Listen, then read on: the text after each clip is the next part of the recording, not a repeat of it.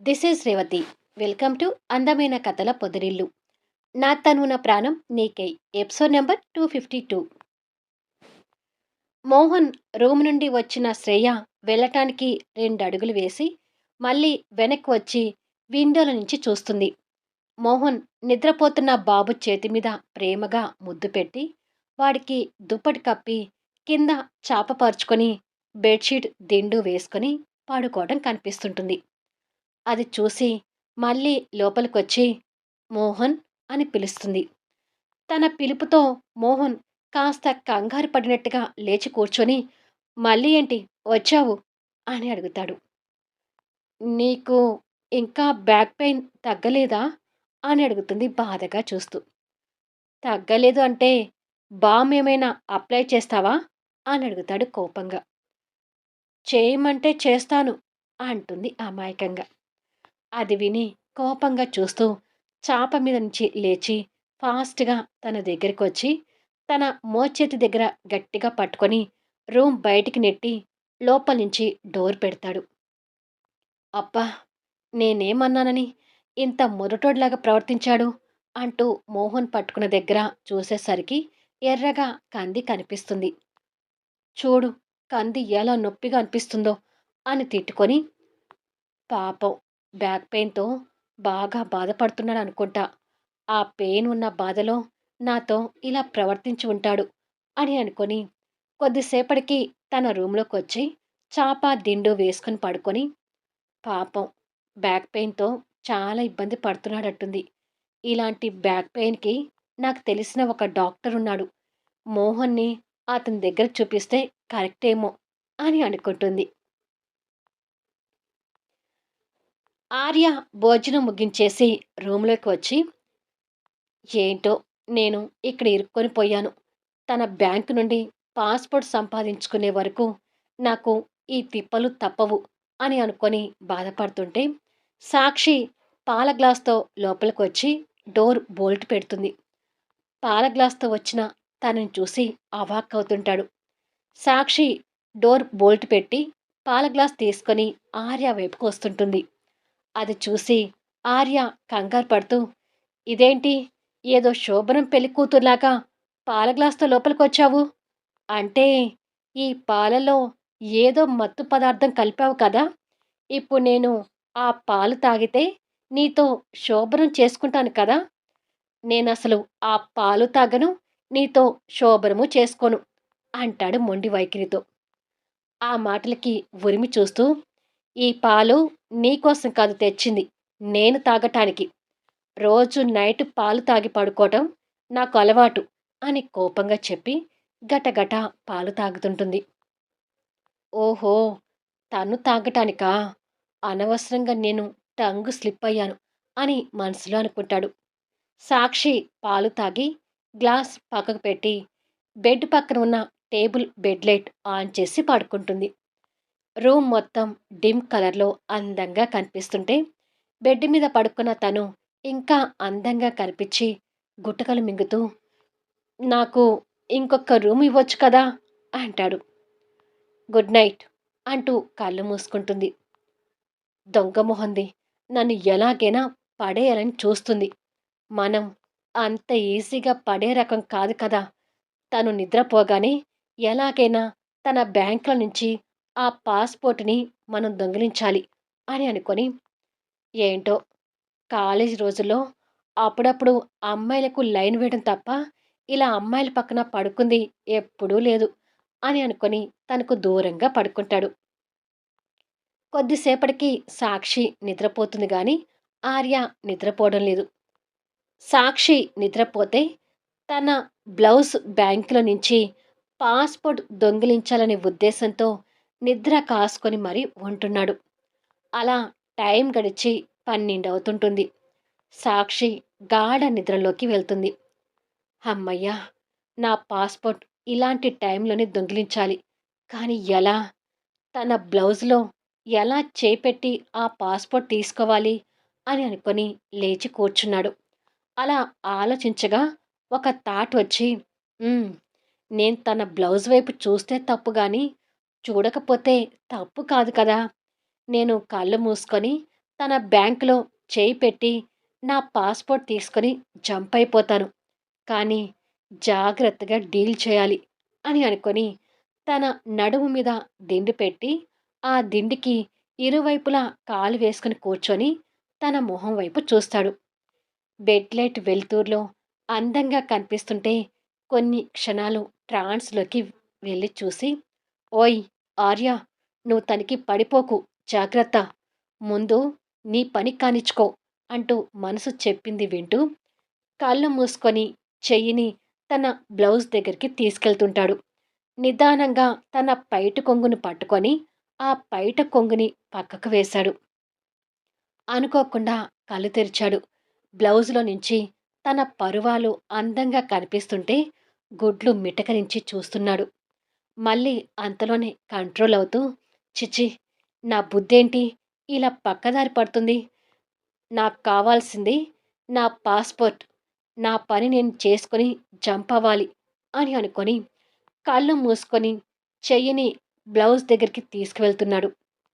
Fingers లైట్‌గా తను చెస్ట్‌ని తాకుతుంటే, Arya control తప్పొద్దు.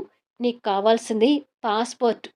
ఆ పని మాత్రమే చూసుకో అంటూ మనసుకి గట్టిగా చెప్పుకొని, అంతే గట్టిగా కళ్ళు మూసుకొని జాకెట్ లోపలికి చెయ్యి పెట్టడానికి ఎంట్రన్స్ వెతుకుతుంటాడు. ఆర్య కూర్చున్న వెయిట్, ఆర్య చేతులు అలా తాకుతుంటే సాక్షికి మేలుక వచ్చి కళ్ళు తెరిచింది.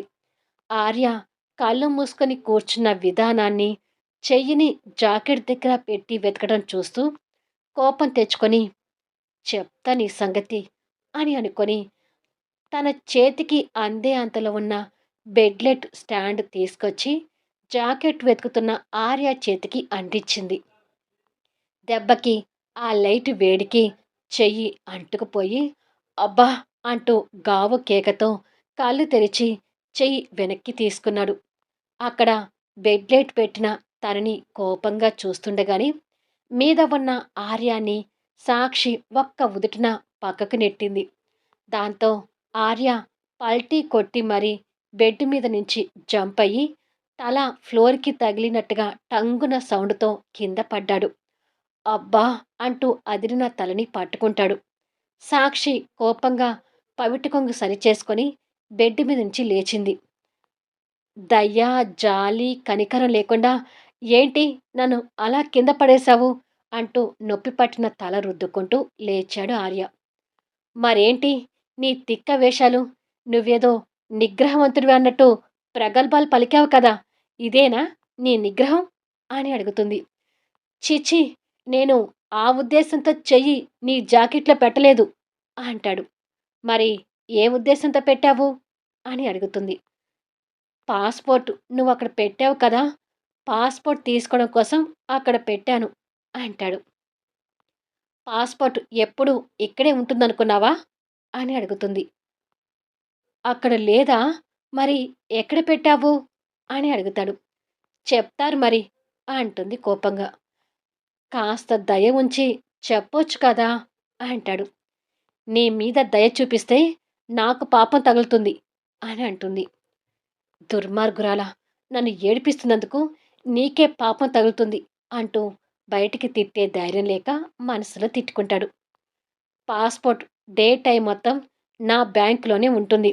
కానీ నైట్ మాత్రం పడుకోవటానికి కన్వీనియంట్‌గా ఉండదని దాచిపెడతాను. ఎక్కడ దాచిపెట్టానో నీకు ఈ జన్మంతా దొరకదు కాబట్టి ఇక వచ్చి పడుకో అంటుంది సాక్షి. పాస్‌పోర్ట్ తన దగ్గర ఉంది అనుకొని చెయ్యి కాల్చుకొని తలకాయ పగలగొట్టుకున్నాను అని తిట్టుకుంటూ తన పక్కకు వచ్చి పడుకుంటాడు. ఈసారి పిచ్చి పిచ్చి వేషాలు వేశావంటే ఈ బెడ్‌లైట్‌తోని ఒళ్ళంతా కాలుస్తాను. జాగ్రత్త అని చెప్పి సాక్షి పడుకుంటుంది. ఛ! అందుకే పెళ్లి చేసుకోకూడదు. పెళ్లి చేసుకున్న మగాళ్ళందరూ భార్య బాధితులే అని నోట్లో గొణుకుతుంటే, నువ్వు గొనకకుండా పడుకుంటే నేను నిద్రపోతాను అంటుంది. సరే సరే అంటూ నోటికి తాళం వేసుకొని, పాస్‌పోర్ట్ తన జాకెట్‌లో లేకపోతే మరి ఇంకా ఎక్కడ దాచిపెట్టినట్టు అని ఆలోచిస్తూ పడుకుంటాడు. ఎంత ఆలోచించినా నేను ఎక్కడ దాచిపెట్టానో తెలీదు కానీ, ఇక బుర్ర చించటం మానేసి పడుకో అంటుంది. సరేలే అని చిరుబురులాడుతూ చెప్పి కళ్ళు మూసుకుంటాడు. కానీ ఎంతకీ నిద్ర రావటం లేదు. కానీ సాక్షి నిద్రలోకి పోతుంది. అనుకోకుండా తన వైపుకు తిరుగుతాడు. ఆర్య వైపుకే సాక్షి కూడా పడుకొని ఉంటుంది. బెడ్ లైట్ వెలుగులో అందంగా కనిపిస్తున్న సాక్షిని మెస్మరైజ్‌గా చూస్తూ కాసేపటికి నిద్రపోతాడు. ఆర్య! ఆర్య! అంటూ మరుసటి రోజున సాక్షి పిలుపుతో నిద్ర కలతో బద్ధకంగా కదులుతుంటాడు. కాఫీ తీసుకొచ్చాను లే ఆర్య! అంటూ సాక్షి ఆర్యని పట్టి లేపుతుంది.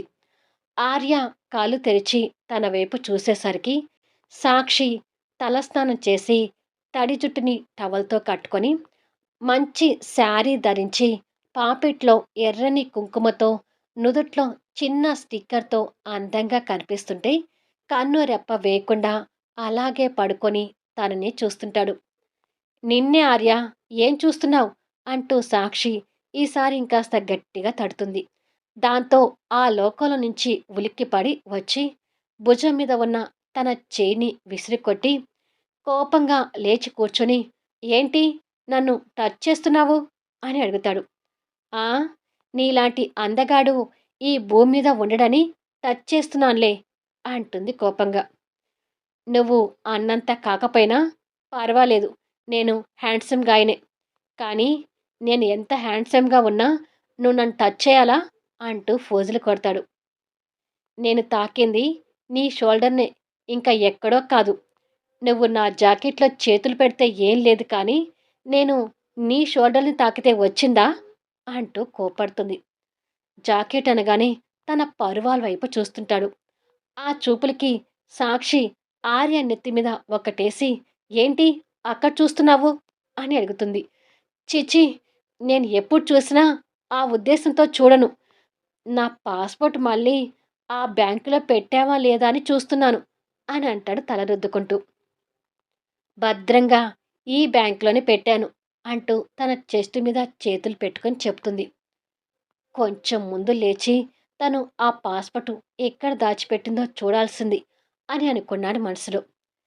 డే టైమ్ అంతా ఈ బ్యాంకులోనే ఉంటుందని చెప్పాను కదా!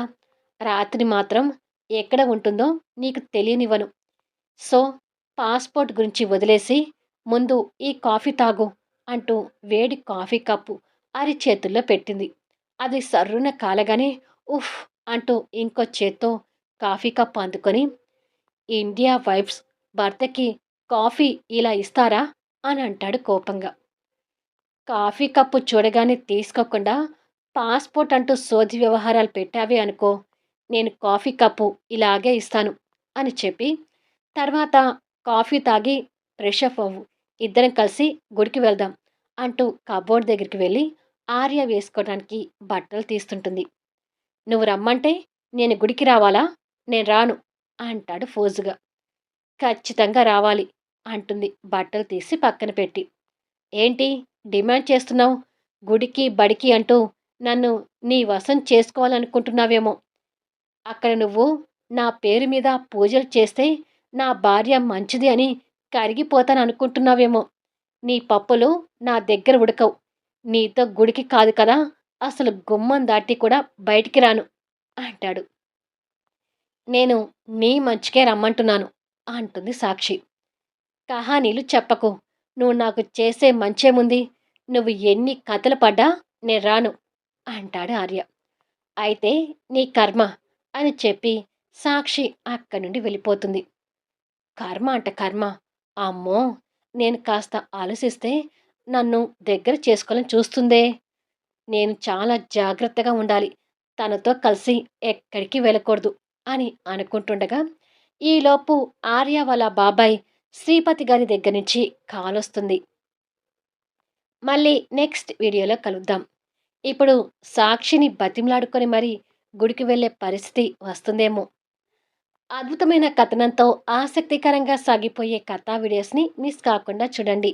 కథ నచ్చితే లైక్ చేయండి, కామెంట్ షేర్ చేయండి, సబ్స్క్రైబ్ చేసుకొని ఛానల్ షేర్ చేస్తూ సపోర్ట్ చేయండి. Thanks for listening.